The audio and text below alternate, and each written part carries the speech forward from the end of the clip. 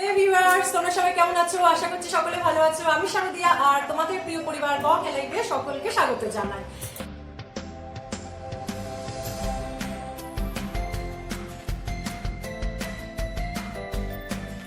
দেখো, এখন তো আমি রান্না করছি, তাই খুব বেশি একটা কিছু করে উঠতে পারছি না। ডাল, তরকারি, ভাত এসব হয়ে গেছে। তো আজকে ঠিক করেছি ডিমের কষা করব, শর্টকাটে যতটা তাড়াতাড়ি করা যায়। তো আমি কড়াইতে তেল গরম করতে দেব, সবে কড়াইটা বসিয়েছি। এবার এর মধ্যে একটু তেল দিয়ে দিলাম। তেলটা মোটামুটি 4 চামচের মতো আছে, মানে ধরো 4 বড় টেবিল চামচের মতো আছে। আর এইখানে দেখো এটা করবো, এই যে ডিম আমি সেদ্ধ করে নিয়েছি। আর ডিম সেদ্ধ করে এই দেখো ডিমটা এরকম নুন, হলুদ আর শুকনো লঙ্কার গুঁড়ো দিয়ে আমি মাখিয়ে নিয়েছি। আর শুকনো লঙ্কা যদি কেউ ঝাল খেতে না পছন্দ করো তাহলে কাশ্মীরি লঙ্কার গুঁড়োও দিতে পারো। এতে কি হবে, কালারটাও আসবে, স্বাদটাও হবে। আর এই দেখো ডিমগুলো না আমি এরকম দুদিক থেকে চিড়ে দিয়েছি, দেখতে পাচ্ছ, যাতে মশলাটা ভালো করে ঢোকে। আরও একটা কারণ আছে, সেটা হলো ডিমগুলো যখন আমি এই গরম তেলের মধ্যে ছাড়বো তখন কি হবে, ডিমগুলো ছিটে আসবে না। ডিম কিন্তু প্রচন্ড, ডিমের খোসাটা পাতলা হয়ে যায় আর ডিম পুরো ছেটে আসে, গায়ে ছিটতে পারে। এইবার এই দেখো এই যে চেরা ডিমগুলো আছে, দেখতে পাচ্ছ আশা করি। এবার এই ডিমগুলো আস্তে আস্তে সব দিয়ে দেবো।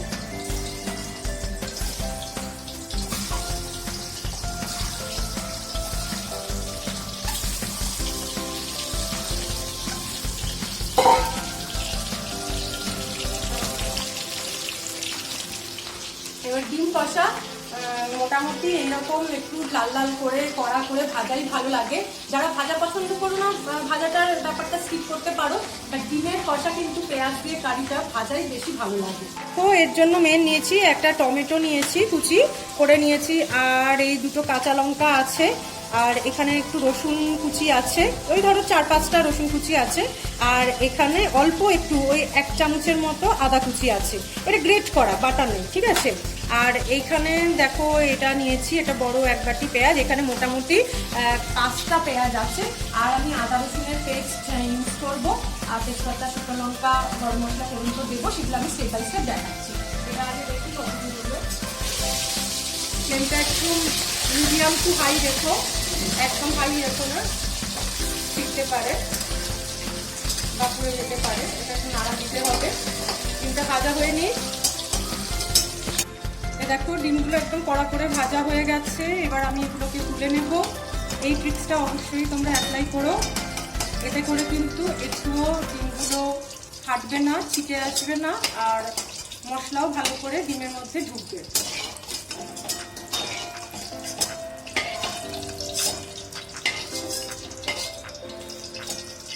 ডিমের কারিতে একটু তেল বেশি লাগে, তাই যে তেলটা আছে সেই তেলটার মধ্যে এবার আমি একটা তেজপাতাকে ছিঁড়ে দিয়ে দিলাম, আর এই শুকনো লঙ্কাটাকেও ভেঙে দিলাম। আর তার সাথে দিয়ে দিচ্ছি ছোট 1 চামচের মতো জিরে, গোটা জিরে, ছোট 1/2 চামচের গোটা জিরে দিয়ে দিলাম। ফ্লেমটা একদম কম রাখবে। রসুনের একটা স্ট্রং গন্ধ ছাড়বে, এতে করে এটা খেতে ভীষণই টেস্টি হবে। এরপর আমি দিয়ে দেব আদা কুচিটা আর কাঁচা লঙ্কাটা। ফ্লেমটা একদম লো রাখবো যেন পুড়ে না যায় মশলাগুলো। এরপর দিয়ে দেব এই যে 1 বাটি পুরো পেঁয়াজ কুচি রেখেছিলাম, একদম দেখো ঝিরি ঝিরি পাতলা পাতলা পাতলা পাতলা করে যত করবে, মিহি করে, তত ভালো লাগবে খেতে, মুখে ক্যাচ করবে না। এইবার ফ্লেমটা হাই করে দাও।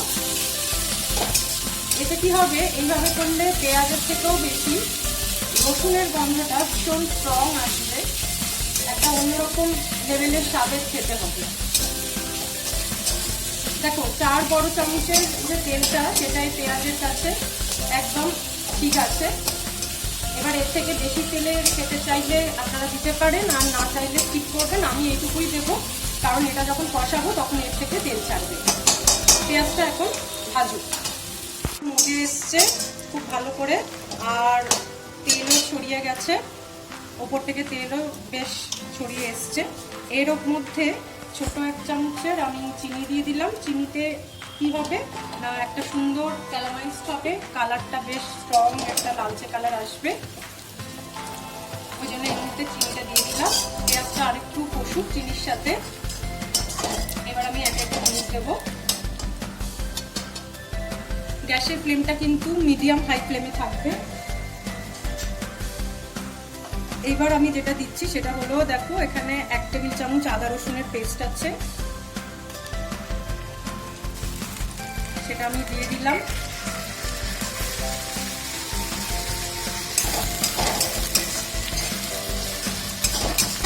তো পেঁয়াজটা পুরো লালচে একদম কড়া হয়ে গেছে।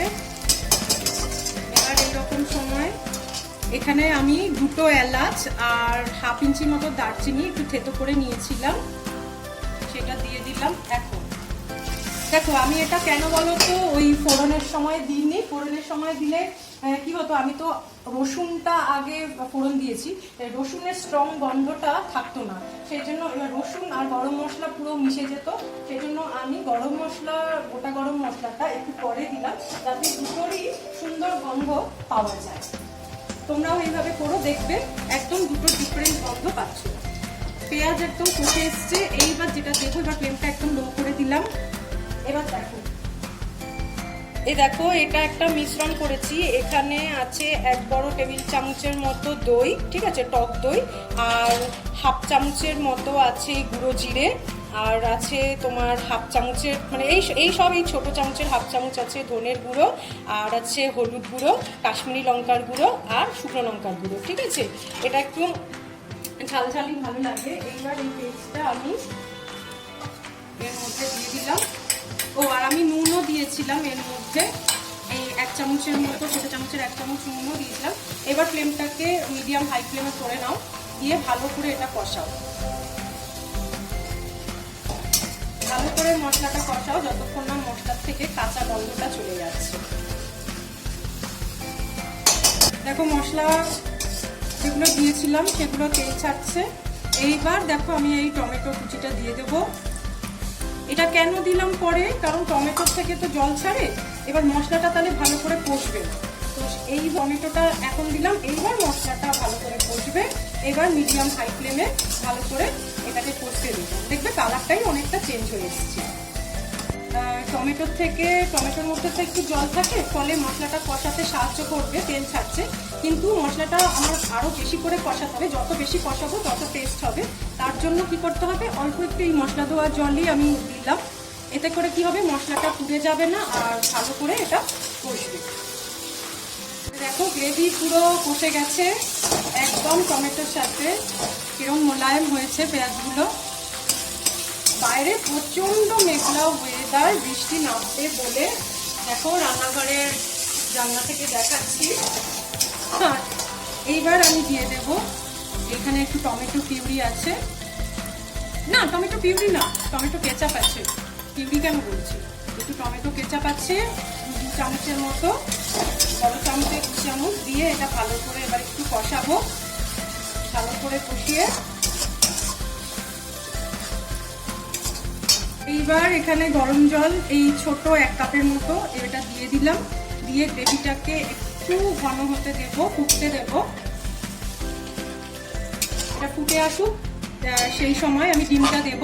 দেখো ডিমটা আমি এখন দেবো না এই কারণে, কারণ ডিমগুলো অলরেডি খুব ভালো কুকড হয়ে রয়েছে, তারপর ভাজা হয়েছে। আমি যদি এখন আবার এটাকে ফোটাই না, মানে গ্রেভির মধ্যে দিয়ে ফোটাই, তাহলে ডিমগুলো কিন্তু কুসুমটা খুব শক্ত হয়ে যাবে, কুসুমটা কিন্তু সফট থাকবে না। এই জন্য আমি এটা একদম ফোটাবো না, গ্রেভিটাকে আগে মানে ডিমের সাথে গ্রেভিটা দিয়ে ফোটাবো না, আমি গ্রেভিটাকে আলাদা করে একদম পুরো তৈরি করে নেব।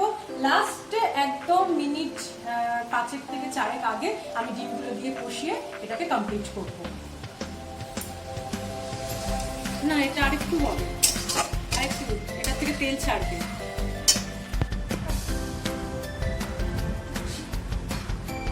আর আজকে কেন বলো তো মেঘলা করেছে আর বৃষ্টি হচ্ছে, তার কারণ হলো আজকে আমি আবার ওয়াশিং মেশিনে জামা কাপড় দিয়েছি, চাদর দিয়েছি, কাচতে বিছানার চাদরগুলো কালকে আমার নতুন চাদর এসছে, তাই আমি পুরো কাপড় ছিল কাচতে দিয়েছি, তো অটোমেটিক্যালি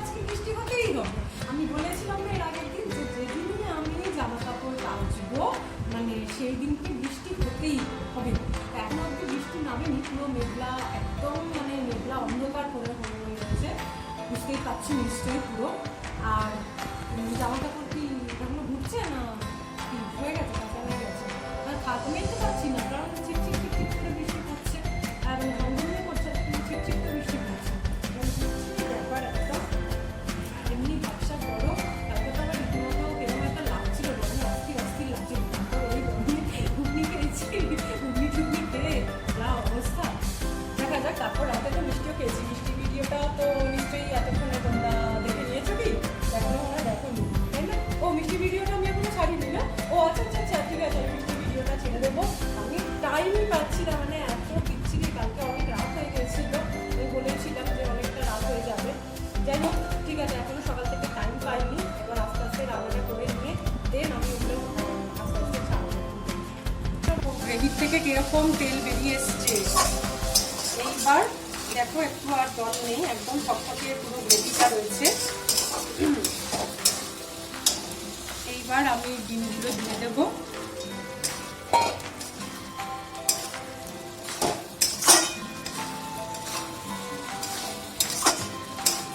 ডিমগুলো দিয়ে এবার যেটা আমি দেবো, দেখো এটা আমার একটা স্পেশাল গরম মশলা গুঁড়ো আছে, এটা আমারই তৈরি করা। পরে আমি এটা দেখিয়ে দেবো, জানি না কীভাবে বানাই, অসাধারণ হয় এটা। সেইটা আমি 1 চিমটে নিয়ে এর মধ্যে ছড়িয়ে দেব।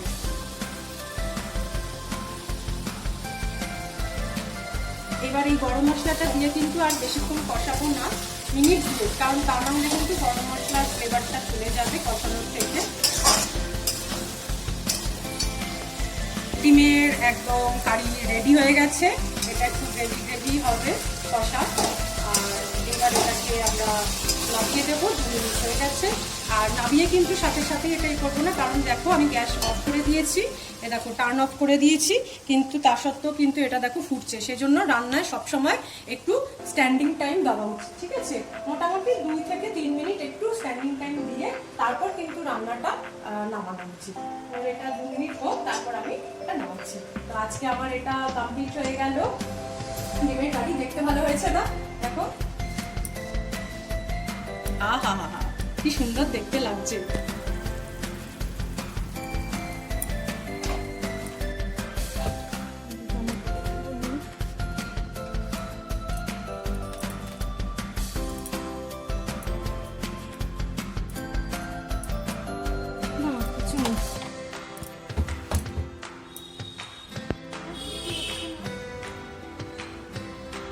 তবে মেঘলা আকাশ হয়েছে।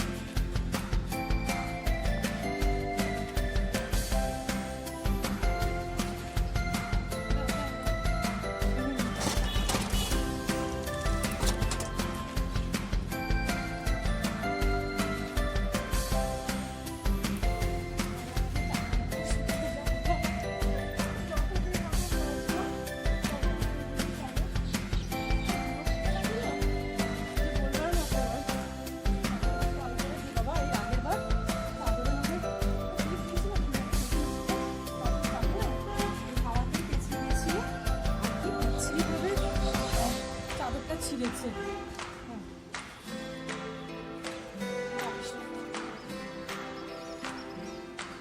বর্ষাকালে বর্ষাকালে একটু ঘন ঘন না আসলে চ্যাটচ্যাটে ব্যাপার হয়।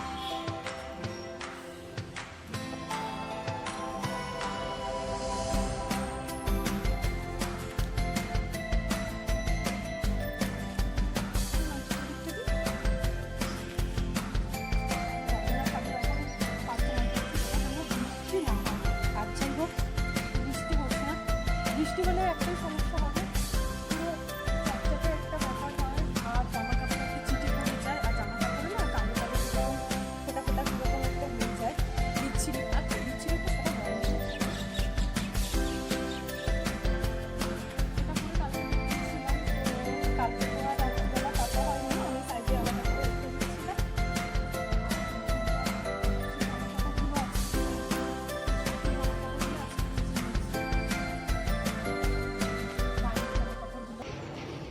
যতই হোক করোনা ভাইরাসের আমরা যতই ভ্যাকসিন নিয়ে থাকি না কেন আমাদের সাবধানের মান নেই।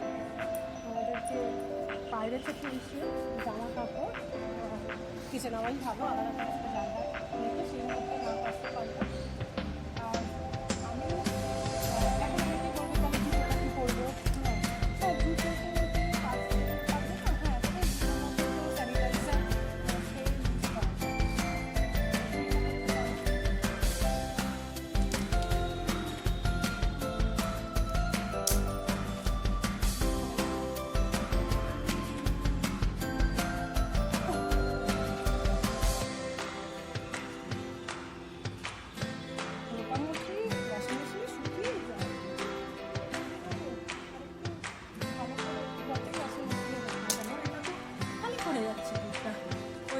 একটু তো তোমার ভেজার একটা তো ব্যাপার থাকে না, সেই ভেজার ব্যাপারটা না গেলে কেমন কেমন ব্যাপারটা হয়। আর ঠিক আছে ঠিক লাগবে না, এটা ঠিক লাগবে না।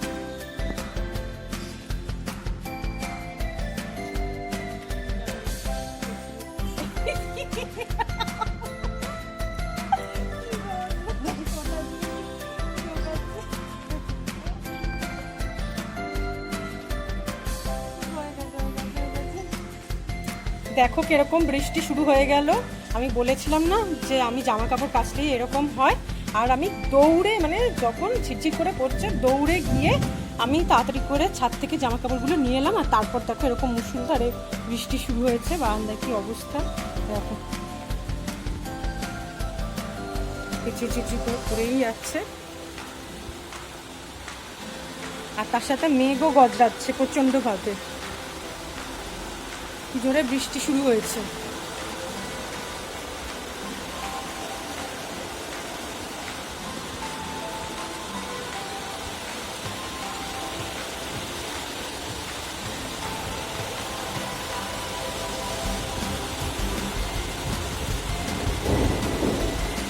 বাজ পড়িস না বাবা, বৃষ্টি হয়, বাজের আওয়াজ আমার একদম ভালো লাগে না। বাবা আশা করছি তোমাদের আজকের ভিডিওটা ভালো লাগবে। আর যারা ডিম খেতে ভালোবাসো তারা আমার মতো করে এইভাবে কষা ডিমের কারি রেসিপিটা তৈরি করো, তোমাদের ডেফিনেটলি ভালো লাগবে। আর তোমরা কিন্তু কমেন্ট বক্সে আমাকে জানাবে যে তোমরা এইভাবে বানালে কিনা, আর এইভাবে বানিয়ে তোমাদের কেমন খেতে লাগলো। আর যে ট্রিক্সটা আমি শেখালাম সেটা মনে আছে তো, যে ডিমগুলোতে ভালো করে মশলা দেওয়ার সময় কিন্তু ডিমটাকে কি করবে, ভালো করে সেদ্ধ করার পর দুদিক থেকে ছুরি দিয়ে কেটে নেবে, তারপর সমস্ত নুন হলুদ আর লঙ্কার গুঁড়ো দিয়ে ভালো করে মাখবে, দেখবে ডিমের একটা দারুণ স্বাদ তৈরি হয়েছে। তারপর ডিমটাকে ফ্রাই করে নেবে, দেন তারপর কিন্তু এই মশলাতে দিলে ডিমটা দারুণ হবে। আর ডিমটাকে কিন্তু বেশি গ্রেভির মধ্যে দিয়ে ফোটাবে না, তাহলে কুসুমটা হার্ড হয়ে যাবে। তো এই যে ট্রিক্সটা আমি দেখো দ্বিতীয়বারও বলে দিলাম, যাতে তোমরা এটা অ্যাপ্লাই করো রান্নাটা করার সময়। আর যদি ভালো লাগে তাহলে কিন্তু আমাকে প্লিজ প্লিজ প্লিজ কমেন্ট করে জানাবে। আর তোমাদের কমেন্টের আমি অবশ্যই অপেক্ষায় থাকবো। ভালো লাগলে একটা লাইক করো, বন্ধু বান্ধবদের বা আত্মীয় স্বজনদের শেয়ার করতে পারো। যারা আমার মতো ডিম ভালোবাসো খেতে তারা অবশ্যই এটা রেসিপিটা ট্রাই করো। আর পাশেই যে বেল আইকনটা আছে সেটা প্রেস করে অন করে রেখো, তাহলে আমাদের কোনো নতুন ভিডিও আপলোড হলেই সবার আগে তোমাদের কাছে নোটিফিকেশন পৌঁছে যাবে। আর যারা এই পরিবারের সদস্য অলরেডি আছো তাদেরকে তো অসংখ্য ধন্যবাদ জানাচ্ছি। আর যারা এখন এই পরিবারের সদস্য হওনি, মানে সাবস্ক্রাইব করোনি, তারা ব্লগ অ্যালার্ট সাবস্ক্রাইব করে এই পরিবারেরই একজন সদস্য হয়ে যাও। আর চলো আমার সাথে নেক্সট ব্লগে তোমাদের দেখা হবে। ভালো থাকো, সুস্থ থাকো, আনন্দ থাকো, আর সাথে থাকো আমার সাথে। দেখা হচ্ছে নেক্সট ভিডিওতে। টাটা।